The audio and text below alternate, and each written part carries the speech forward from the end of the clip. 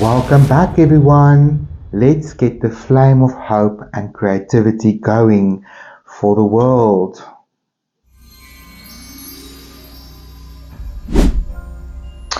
Right, may all beings benefit. So, let's rinse out. And let's look at this bottle on the right. Now there is some greens there, but there's a lot of smoky browns and then this very interesting coppery kind of color. So I think I'm going to involve my metallic pigments here. And let's make a nice mixture over there. But while at the same time, I just want to grab some of these color that I've got here.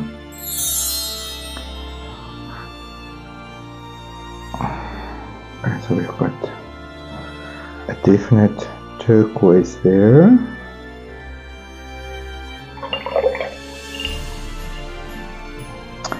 And we've got this beautiful green.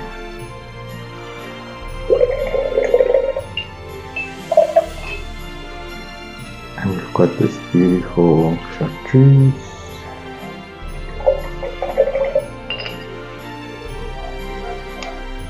I did use some phthalo blue.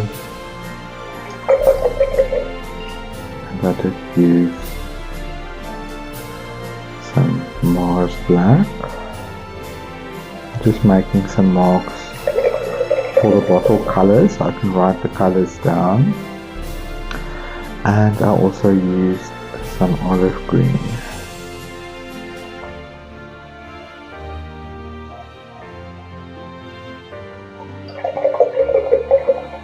And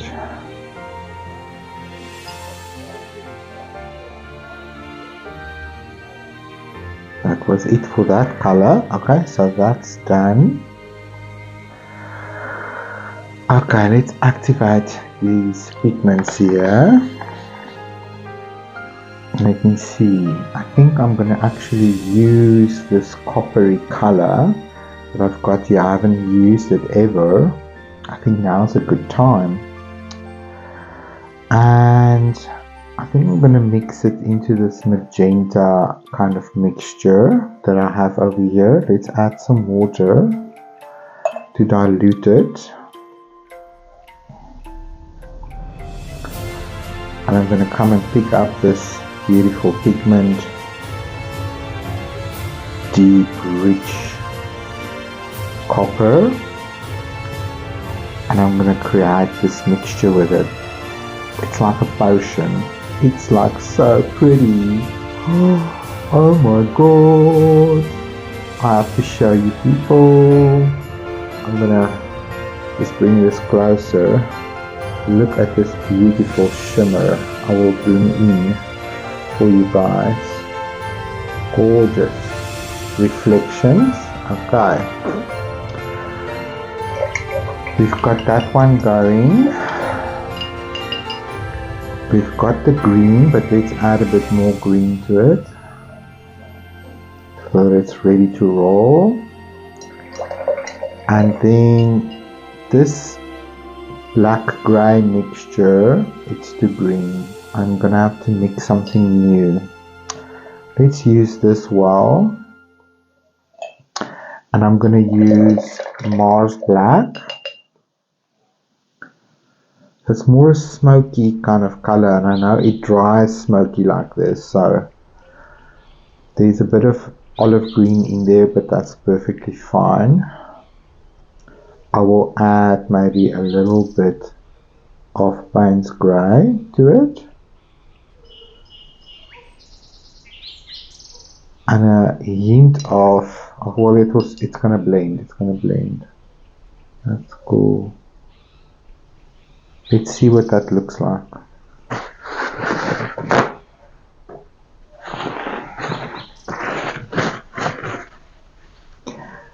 I'm really into this today. Okay, so that's very cool. I need to warm it up.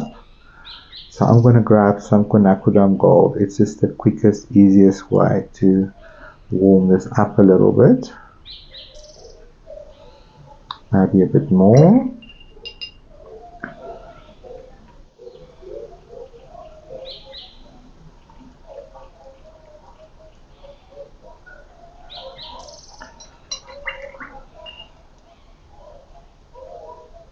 Oh, maybe a little bit more.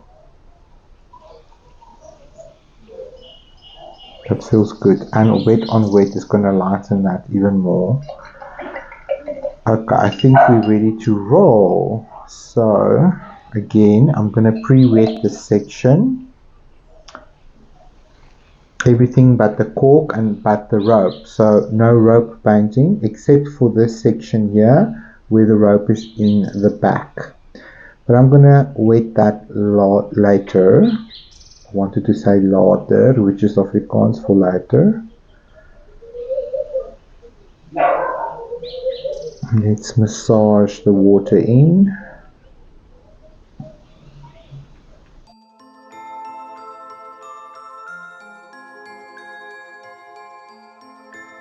Oliver.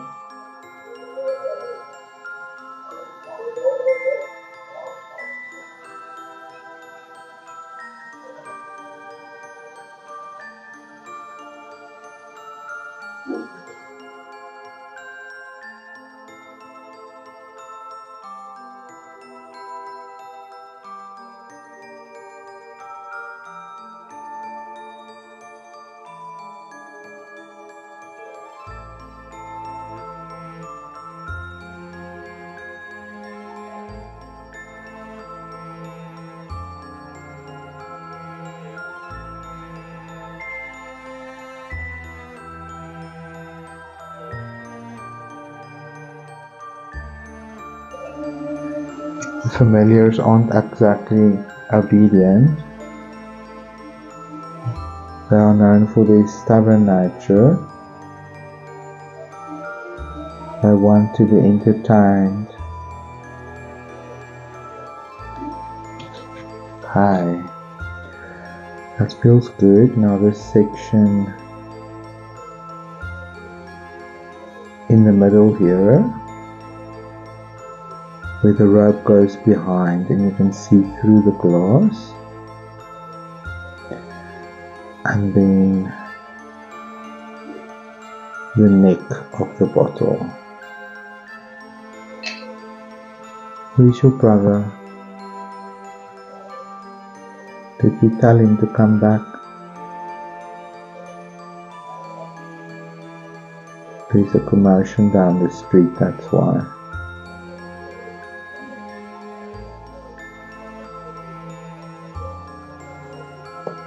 That feels good.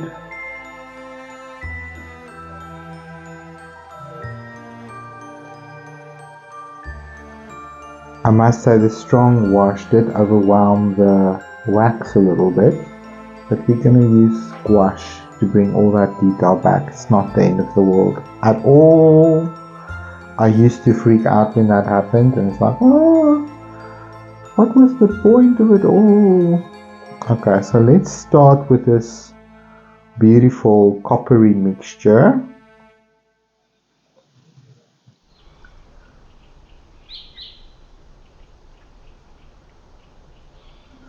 I'm just going to spiral that into the potion. It needs a little bit of oomph, so I'm going to go straight into my pigment and just drop it in where I want it to be quite strong. Now remember that metallic pigments tend to always come up to the surface of your wash, so don't worry that you're going to lose it. We're going to use this grey and we're going to drop it in.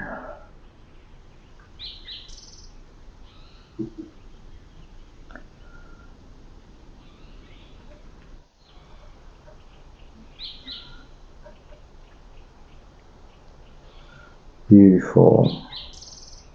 That's a good start.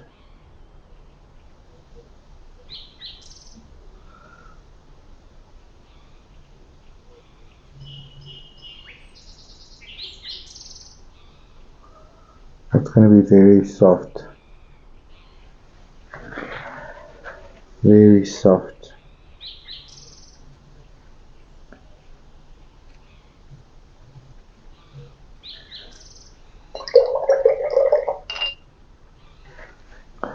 I'm just picking up excess moisture so that there's space for the next color to go somewhere. And I'm also going to use this opportunity to just soften these corners.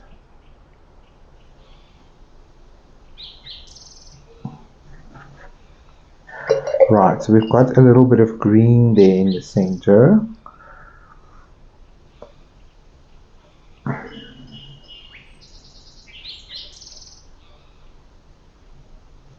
That's nice. And here on the sides,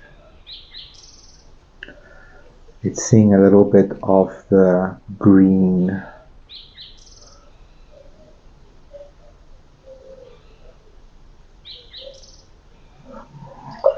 On that side, it's also reflecting through this one. I think this bottle technically is see-through, and the potion is this coppery color because there is a surface of the water that I'm now going to lift up with my damp brush to reduce the water in this area and soften the pigment, helping me to create the illusion of the surface of the water, or not water, potion is always going to be lighter because it's reflective. I want to get into a little bit of this phthalo blue, just a little bit. That's very strong, Gideon. Why did you do that? I forget sometimes how strong phthalo blue can be. So I've rinsed my brush and I'm just coming in with some damp water. Now let's get into this greyish mixture. I'm going to add some pure magic black here and just talk a little bit about these darker areas down here and here on the edge.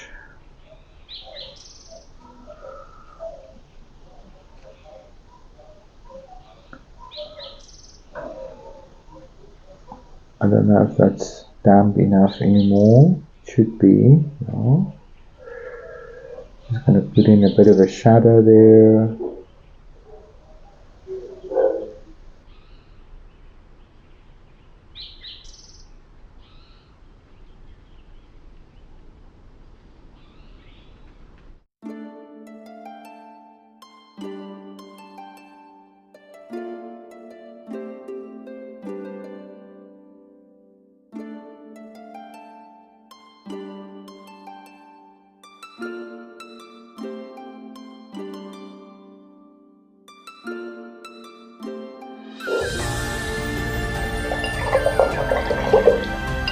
Now I want to add a little bit of this yellow ochre, I think. Now I need it to be brighter than that. Okay, so we're going to go for nickel as a yellow.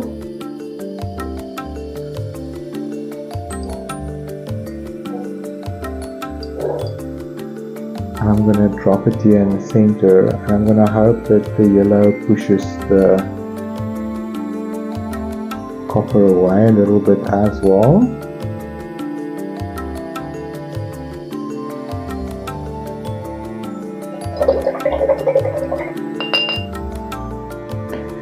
And I'm going to come in with this cooler green a little bit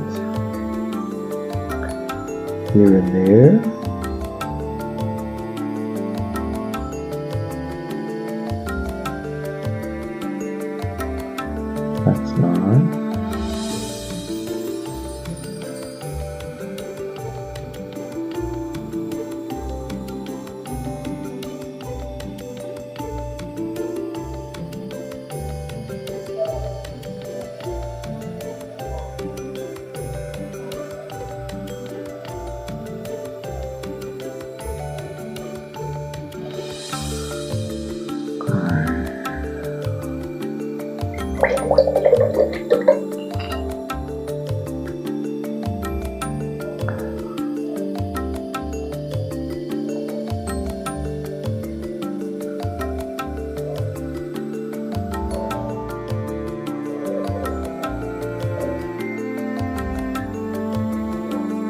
just going to drop in some of that copper again, just here and there, and allow it to do its thing.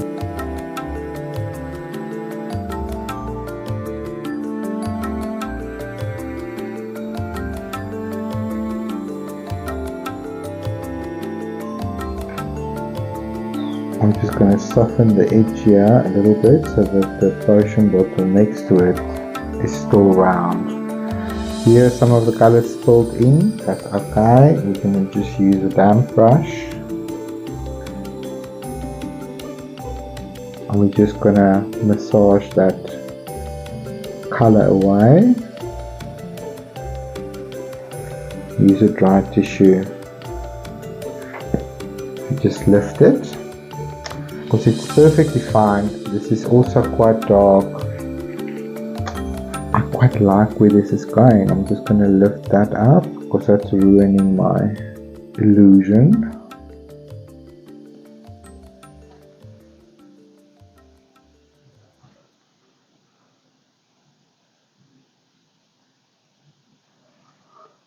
Cool. Okay, that's a funny angle. Need to correct that. That feels better. Leave it alone. We're leaving it alone.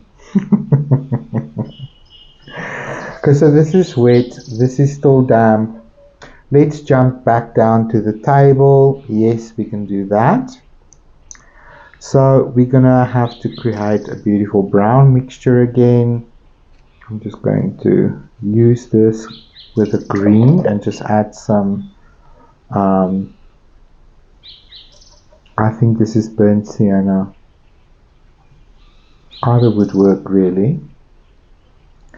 Bring in a bit of that woodsy color, that brown khaki color. So it's a brown and a bit of a green and a bit of black.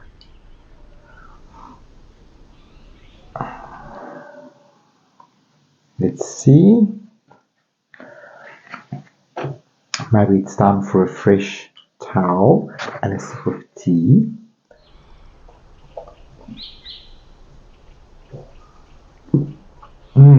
Thirsty. Lots of talking, lots of thinking, lots of concentration. Now I'm going to use this color. I can just test it quickly. I think that's nice. With my quill brush, I'm just going to begin to draw in some of these structural lines and wood grain. So I'm just going to look at my reference material.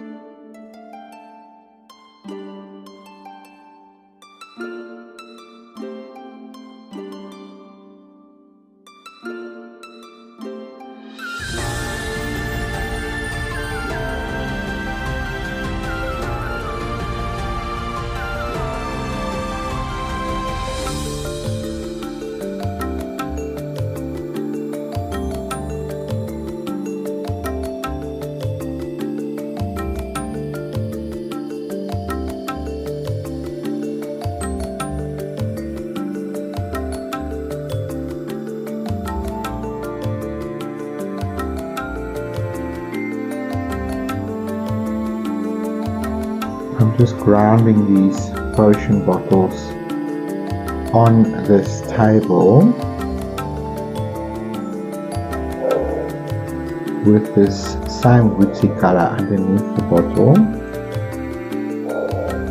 Can add to the shadow color there.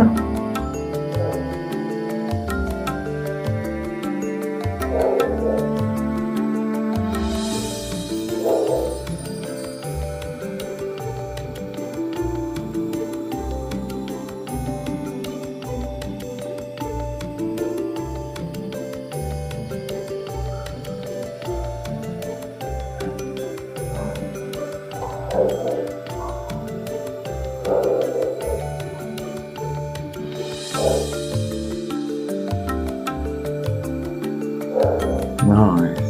Let's talk a little bit about this edge of this table.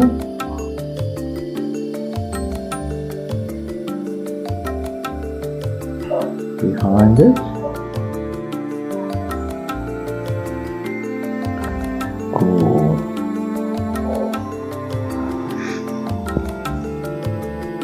I quite like it. So this is a bit darker, so I'm just gonna go ahead and add some line work to that as well.